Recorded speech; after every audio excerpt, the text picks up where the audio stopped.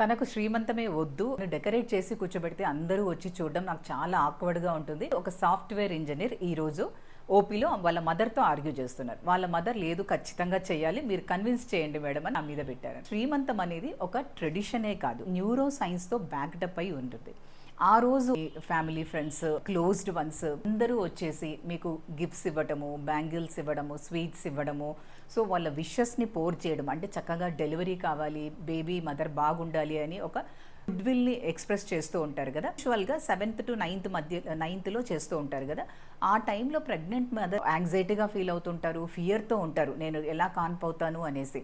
So ఆ సిచ్యుయేషన్ని మీకు దూరంగా పెట్టేసి మీలో ఉన్నటువంటి కార్టిసోల్ హార్మోన్ని కూడా అది తగ్గించేసేసి ఫీల్ గుడ్ హార్మోన్ని రిలీజ్ చేస్తూ ఉంటుంది. సైకలాజికల్గా సపోర్ట్ ఇస్తుంది.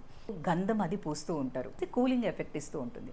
అండ్ అలాగే అందరూ కూడా రకరకాల బ్యాంగిల్స్ని వేస్తూ ఉంటారు కదా. 7th మంత్లో నుంచే బేబీకి హియరింగ్ అనేది స్టార్ట్ అవుతుంది. చుట్టూ ఉన్న ఎమోషన్స్ని అది గ్రాబ్ చేసుకుంటూ ఉంటుంది. సో ఈ బ్యాంగిల్స్ వేసేటప్పుడు వచ్చేటువంటి ఒక రిథమిక్ సూదనింగ్ సౌండ్ అనేది బేబీని బ్రెయిన్ సెల్స్ని స్టిమ్యులేట్ చేయటమే కాకుండా తనకి ఒక నాదస్వరం లాగా ఉంటుందన్నమాట. హస్బెండ్ కొన్ని రకాల హర్బ్స్తో కానీ లేకపోతే వట్టివేరుతో కానీ ఇలా పార్టింగ్ ఆఫ్ ద హెయిర్ అని చేస్తూ ఉంటారు. పీనియల్ గ్లాండ్ని స్టిమ్యులేట్ చేయటమే కాకుండా అక్కడ ఉన్నటువంటి సహస్రార చక్రంని కూడా స్టిమ్యులేట్ చేస్తుంది.